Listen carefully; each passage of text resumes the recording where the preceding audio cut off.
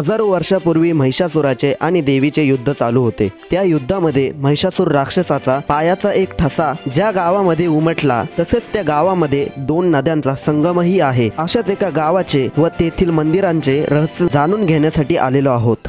नमस्कार मित्रांनो, एक पाऊल मंदिराकडे या चॅनलमध्ये आपले सर्वांचे सहर्ष स्वागत। नाशिक जिल्ह्यातील निफाड तालुक्यातील दारणा सांगवी हे गाव अत्यंत धार्मिक आहे। या गावामध्ये दारणा व गोदावरी या 2 नद्यांचा संगम आहे। दारणा नदी या गावामध्ये असल्यामुळे या गावाचे नाव दारणा सांगवी असे पडले आहे। या गावातील नद्यांचा उगम हा त्र्यंबकेश्वर वरून झालेला आहे। ही नदी प्रथम पूर्वेकडे वाहते, पुन्हा ती पश्चिमेकडे वाहते, पश्चिमेकडून ती दक्षिणेकडे वाहते, दक्षिणेकडून ती पूर्वेकडे वाहते, नंतर ती गावाच्या उत्तरेकडे जाते। ही नदी गावाच्या तिन्ही बाजूनी फिरलेली असून या नदीने हिंदू धर्मातील ओम या शब्दाला खूप महत्त्व असल्याने या नदीचा वेढा हा ओम या शब्दाने घातलेला आहे।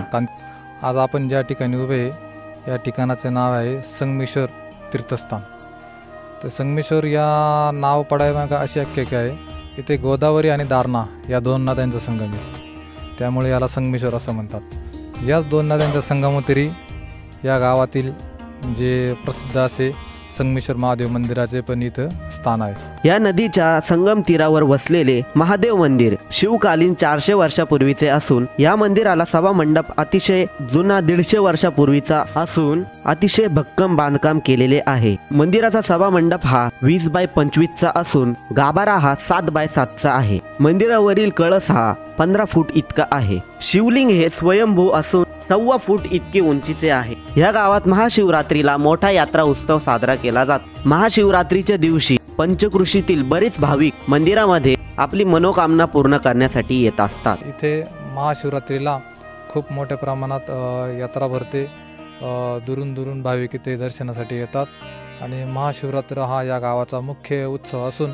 खरबुजा माता मंदिर हे गावातील प्रमुख देवस्थान आहे। हे मंदिर गावाच्या बाहेरील बाजूस टेकडीवर वसलेले आहे। मंदिर अतिप्राचीन हेमाडपंथी असून 500 ते 600 वर्षापूर्वीचे आहे। या मंदिरावरील कळस हा मुघलकालीन होता। त्यानंतर 2022-23 मध्ये मंदिराचा कळस बदलण्यात आला। हा कळस 51 फूट इतका उंचीचा असून मंदिराचा सभा मंडप हा 50 बाय 22 फूट लांबी रुंदीचा असून गाभारा हा 7 बाय 7 इतका आहे। मंदिरासमोर जुन्या काळातील दगडापासून दीपमाळ तयार केलेली असून ती दीपमाळ 30 फूट इतकी आहे। खरबुजा मातेची मूर्तीचा जीर्णोद्धार 2 वेळेस करण्यात आला। मूर्तीची उंची 5 फूट इतकी उंच आहे।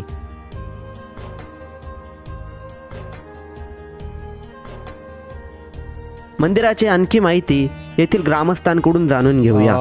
आता आपण आलेलो आहे खरबुजा माता मंदिर दारणा सांगवी देवीगड।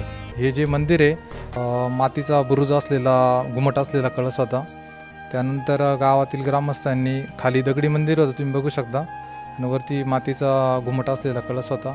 त्यानंतर गावातील ग्रामस्थांनी त्या मंदिराच्या कळसाचा जीर्णोद्धार केला। तसेच या देवी मंदिराची यात्रा चैत्र पौर्णिमेला असते, ती पण खूप मोठ्या प्रमाणात यात्रा भरते।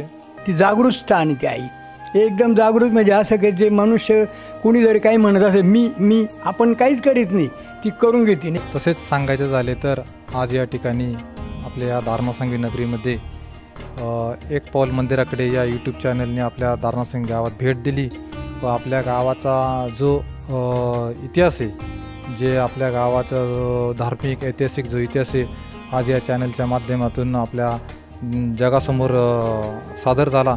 मी चॅनलचे ग्रामस्थांच्या वतीने धन्यवाद व्यक्त करतो।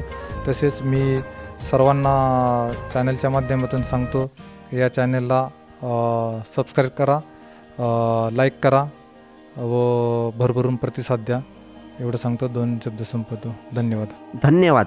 व्हिडिओ आवडल्यास चॅनलला लाईक, शेअर व सबस्क्राईब करण्यास विसरू नका।